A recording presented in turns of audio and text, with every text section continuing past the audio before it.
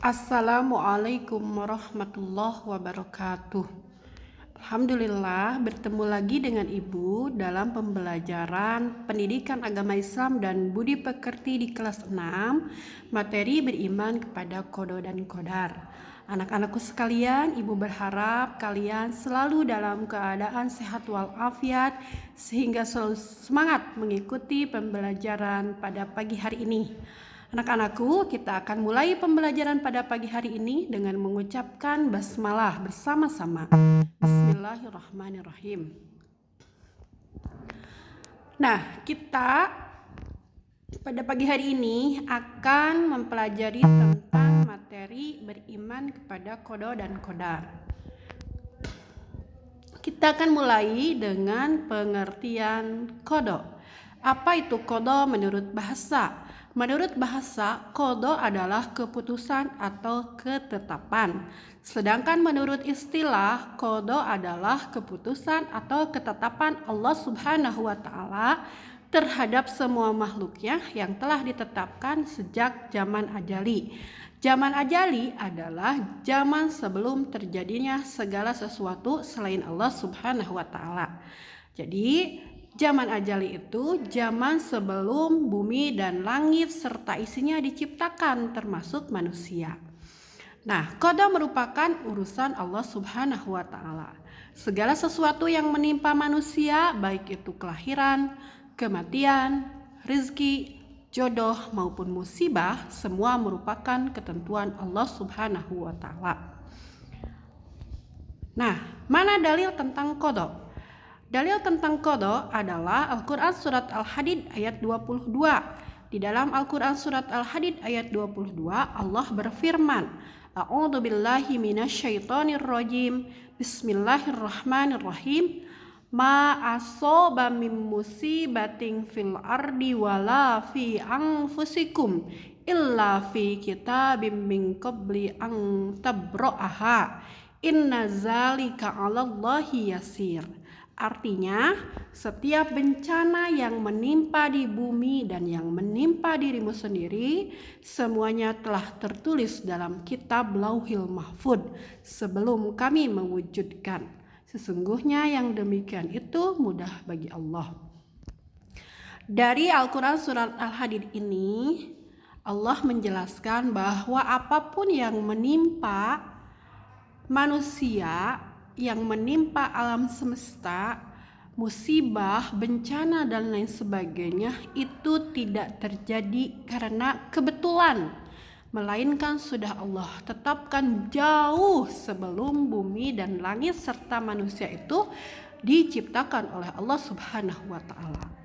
Jadi kita tidak boleh mengatakan bahwa kebetulan ini adalah kebetulan, tapi kita harus membiasakan mengucapkan qadarullah, bahwa semua atas ketetapan Allah Subhanahu wa taala. Nah, kemudian kita akan mempelajari tentang pengertian qadar.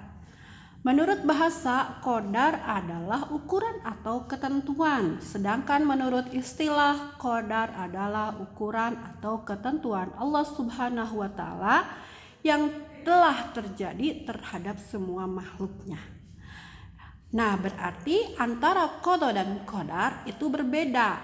Mana letak perbedaannya? Letak perbedaannya adalah qada itu ketetapan Allah yang sudah ditetapkan jauh sebelum kita diciptakan, yaitu pada zaman ajali. Sedangkan qadar adalah ketentuan atau ketetapan Allah yang telah terjadi terhadap kita atau terjadi terhadap semua makhluknya.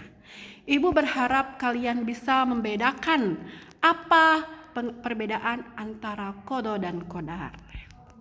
Nah, dalil tentang qadar adalah Al-Quran Surat Al-Qamar ayat 49. Di dalam surat Al-Qamar ayat 49, Allah berfirman, Inna kulla syai'in khalaqnahu biqadar.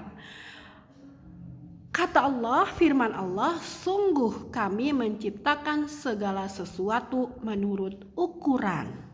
Jadi Allah sudah menetapkan segala sesuatu dengan segala keadilan Allah, dengan ukurannya masing-masing. Tidak ada yang sia-sia, tidak ada yang kebetulan. Semua sudah menjadi ketetapan Allah Subhanahu wa Ta'ala. Nah, apa hubungan antara qada dan qadar? Qada dan qadar ini semua ditetapkan oleh Allah dan tidak ada manusia yang mengetahui qada dan qadar atas dirinya. Tidak ada satu manusia pun yang tahu bagaimana masa depannya, bagaimana kehidupannya di masa yang akan datang, karena qada dan qadar itu gaib, tidak bisa diketahui. Tidak ada satu orang pun yang mengetahui jalan hidup orang lain atau dirinya sendiri. Nah, qada dan qadar itu disebut takdir. Ini yang sering kita dengar, takdir. Takdir itu dibagi menjadi dua, yaitu satu takdir mubrom dan takdir mu'allaq. Jadi ada takdir mubrom, ada takdir mu'allaq. Nah, takdir mubrom adalah segala ketentuan Allah yang tidak dapat dirubah oleh manusia. Mutlak ini adalah hak prerogatif Allah Subhanahu wa Ta'ala. Seperti mana contohnya? Contohnya adalah bayi yang lahir baik laki-laki maupun perempuan. Itu tidak ada manusia yang bisa menentukan jenis kelamin.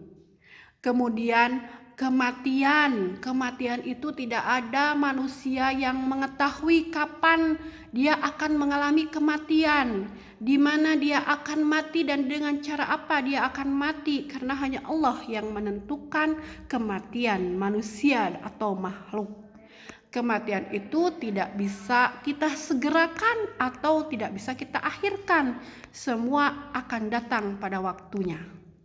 Kemudian contoh takdir mubrom yang lainnya adalah terjadinya hari kiamat.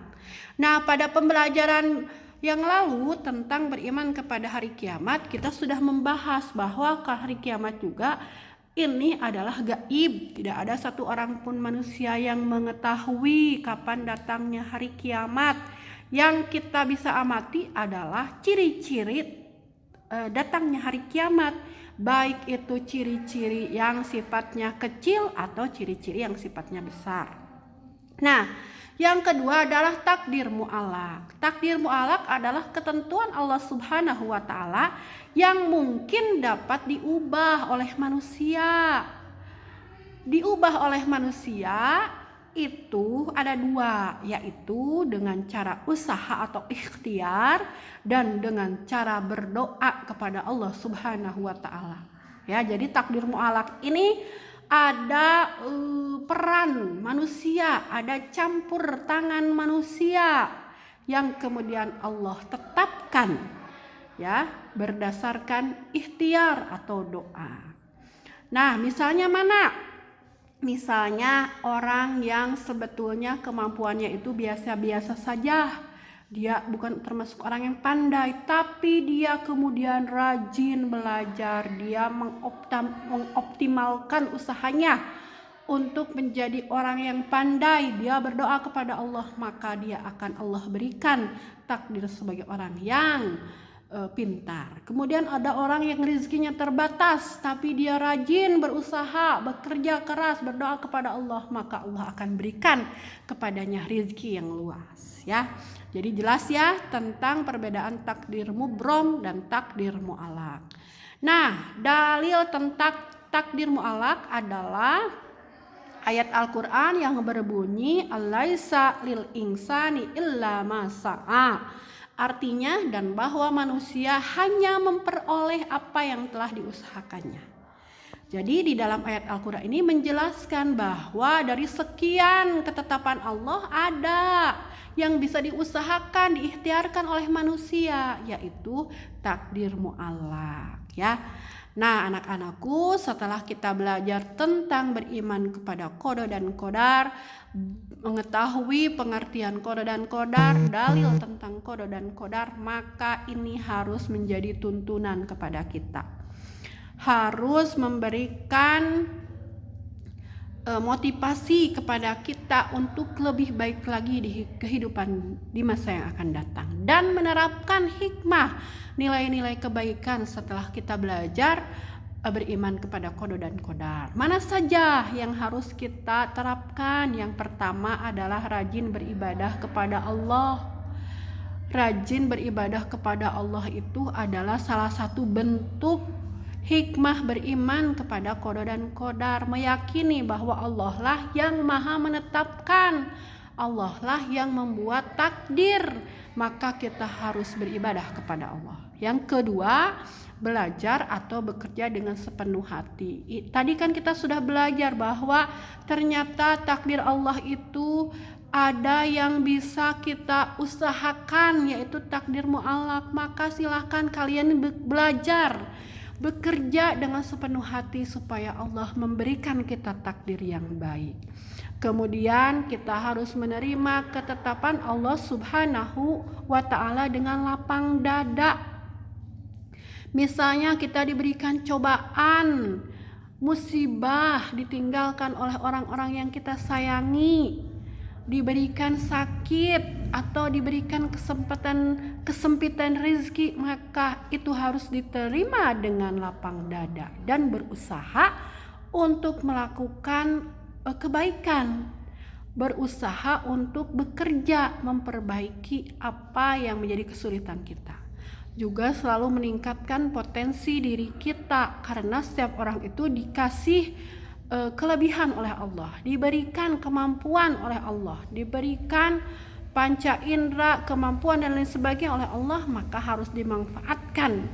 Kita harus berikhtiar, berdoa dengan sepenuh hati ya, untuk meningkatkan kehidupan kita supaya lebih baik.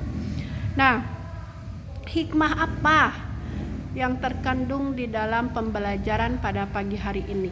Di antaranya sungguh-sungguh berusaha di dalam kehidupan, ikhtiar dibarengi dengan doa, kemudian sabar menghadapi cobaan, dan senantiasa selalu berserah diri atau tawakal kepada Allah Subhanahu wa ta'ala.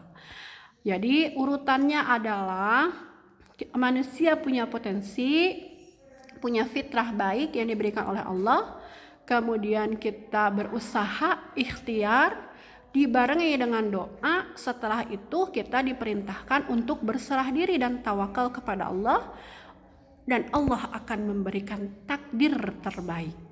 Nah, anak-anakku, demikian pembelajaran pada pagi hari ini. Ibu berharap kalian semua mengambil ibroh, mengambil hikmah, mengambil pembelajaran dari materi kita beriman kepada qada dan qadar, kemudian kalian terapkan dalam kehidupan kalian. Mudah-mudahan apa yang sudah dipelajari ada guna dan manfaatnya. Silahkan kalian pelajari juga di buku paket tentang materi beriman kepada qada dan qadar ya. Kemudian boleh dikerjakan latihan atau uji kompetensinya, kalian fahami dan amalkan dalam kehidupan sehari-hari. Demikian pembelajaran dari Ibu. Wassalamualaikum warahmatullahi wabarakatuh.